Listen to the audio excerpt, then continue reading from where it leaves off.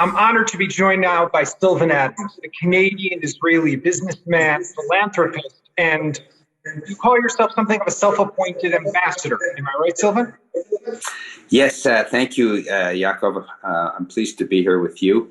When I moved to Israel 5 years ago, I had the first week I arrived, I had business cards printed with a new title, which reads Self-Appointed Ambassador at Large for the State of Israel. So, and this is what I've decided to devote the next chapter of my life to, working on projects that promote my new adopted country. And a lot of that is public diplomacy, right? Yeah. So yes, what I'm trying to do is use sporting and cultural events, focusing on Israel, bringing really the true face of Israel to the public arena. So, you know, I've been asked, a lot of my projects have to do with sports, and I've been asked, you know, are you mixing sports with politics? And my answer is no. This is not partisan. This is not politics at all. This is diplomacy, as you called it. Right. We're bringing a message of peace and cooperation.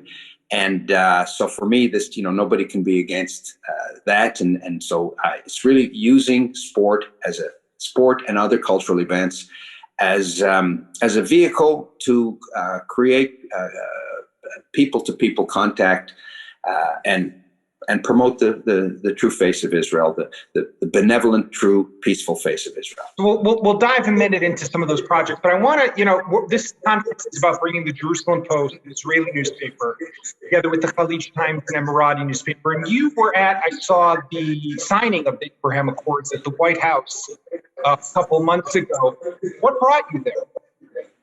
So first of all, I want to say it's quite remarkable that these two media entities can come together from the Emirates and Israel and hold a joint conference. This is a remarkable achievement, which was brought about by the Abraham Accords. So we're living in a new world, a new era, and it's very exciting. And you know, to think that the peace is breaking out in the Middle East, it's a beautiful thing. I was humbled, honored, and humbled to have been invited by the United States to attend the White House signing of the Abraham Accords.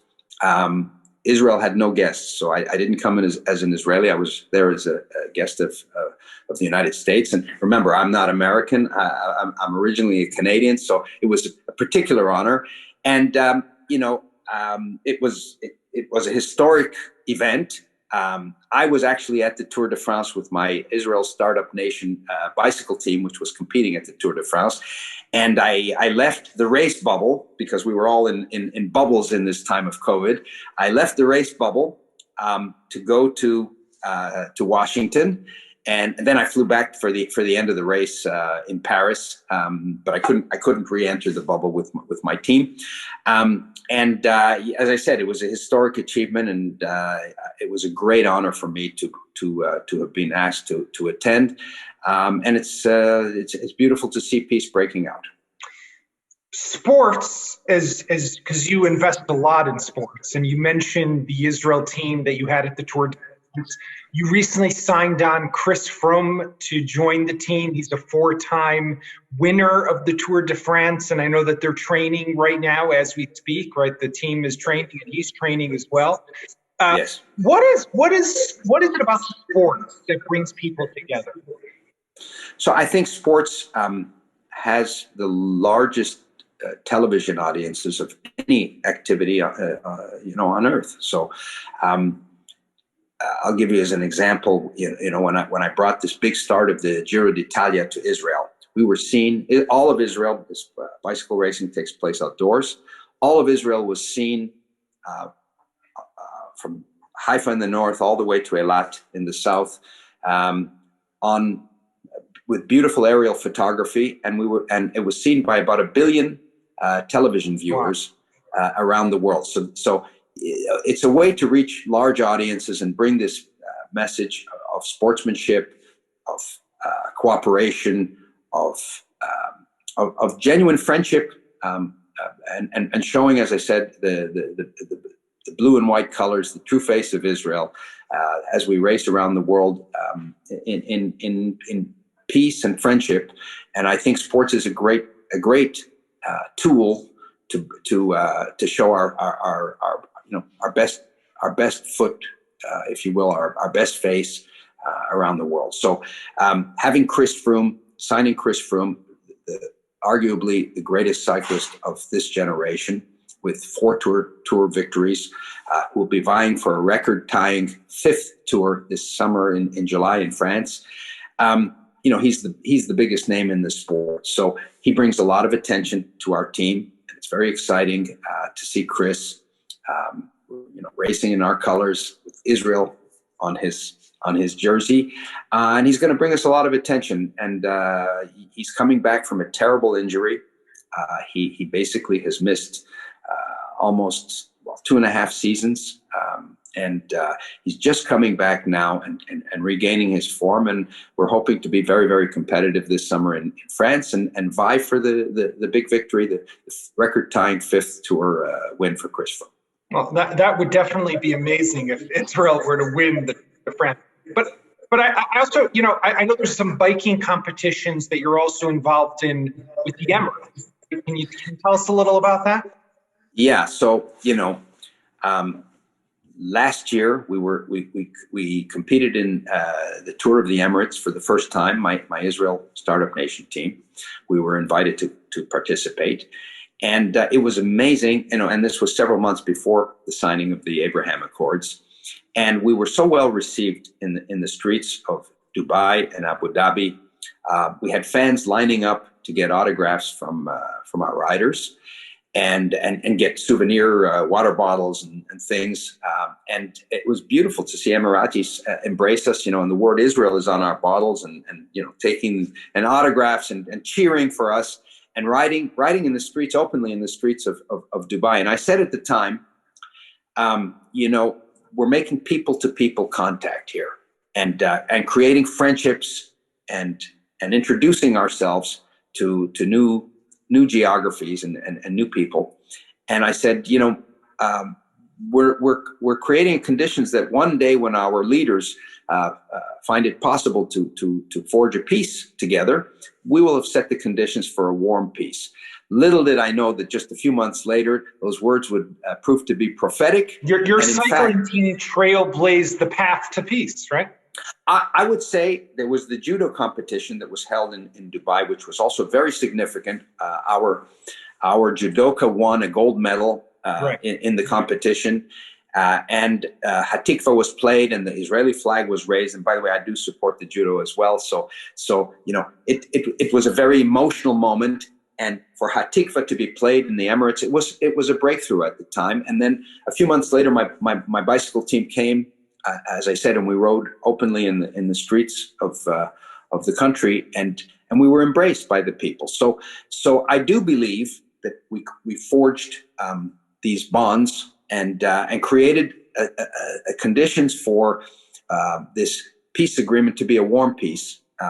Because we've already had acceptance. The people are accepting this peace. It's not just a top-down situation, but really it's top and bottom, and it seems to be a real peace, a durable, lasting, warm peace, where we will have cultural exchanges and business exchanges and diplomatic exchanges, and I'm excited to be part of it. And I was excited to be there, before it happened.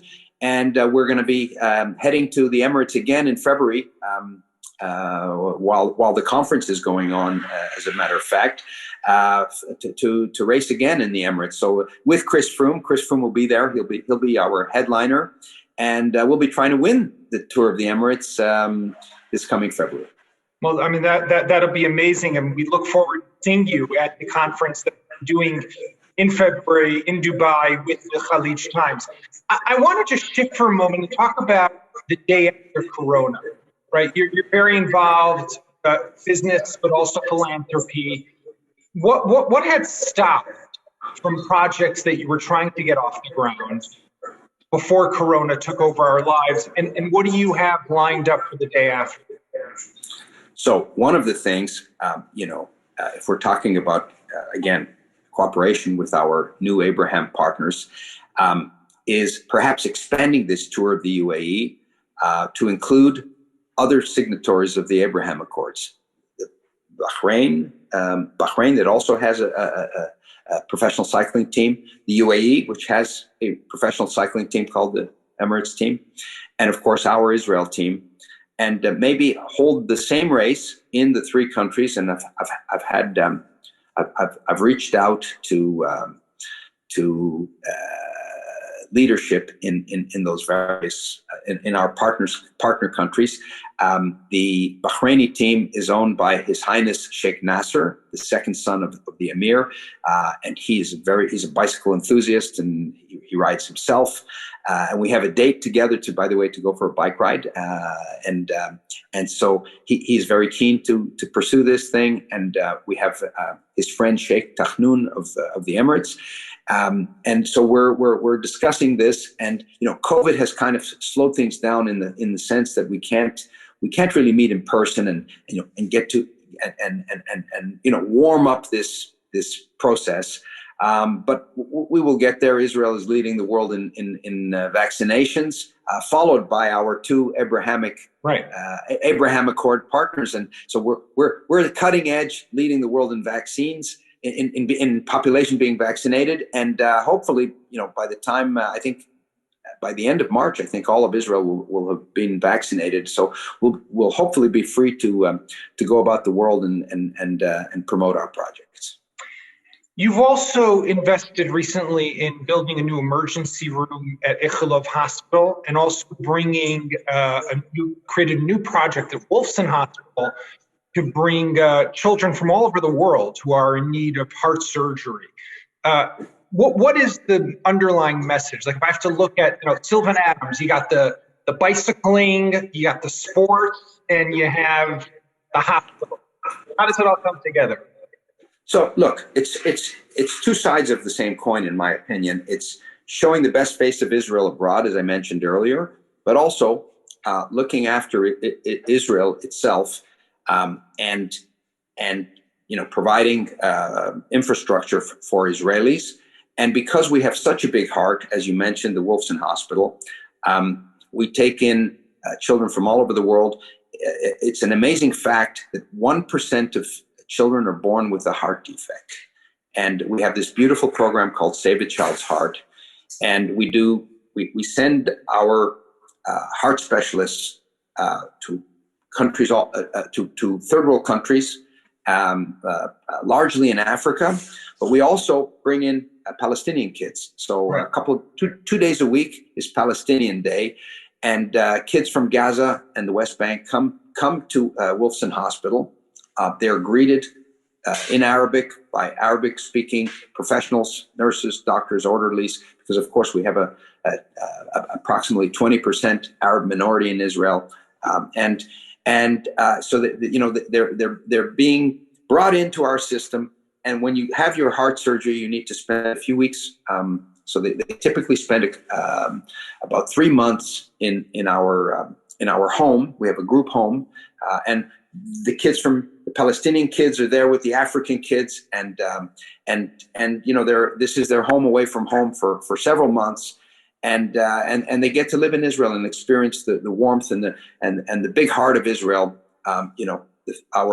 Our Jewish imperative of tikkun olam, saving the world, improving the world, is on display. And really, so I'm very proud to be part of this beautiful project, building a children's hospital there in the city of children, Holon. Which didn't have those facilities beforehand, and of course the children's hospital will serve Israelis as well. And the emergency ward at Ichilov, again, a very big, beautiful project. The emergency facility is the entrance to a hospital, and Ichilov is the principal hospital of Israel's metropolis, Tel Aviv. So it's important to build infrastructure. It's also, we do receive In the case of, again, coming back to Save a Child's Heart, we've done some outreach to some of the Arab countries. We've treated Syrian kids. We've treated Lebanese kids. We've treated kids from Turkey. Now I hope that we can bring our technology and techniques to our new partners, Bahrain and UAE, and perhaps Sudan and Morocco. And so we're reaching out to the rest of the world, and as I said, practicing the Jewish imperative of improving our world, tikkun olam. Well, Sylvan, it's always great to speak to you. I want to thank you for the interview and for joining us at our conference, our inaugural conference with the Khaleej Times. And we look forward to seeing you in person, maybe riding in on your bike at the conference in Dubai in February. So I will be there with my bike. Okay. Maybe we'll make a guest appearance. Maybe the three teams, Bahrain, UAE, and Israel, the three teams that have place names, which is very unusual, by the way, for cycling. It's usually teams are usually named after sponsors. These are the three teams that are named after places, after their home country. So maybe we'll have an event where we bring riders from the three countries and really show how this peace agreement is truly working and creating these people-to-people bonds and bonds of sportsmanship and friendship. Amazing. Sylvan, thank you very much. It's been my pleasure, Yaakov. Thank you. Thank you.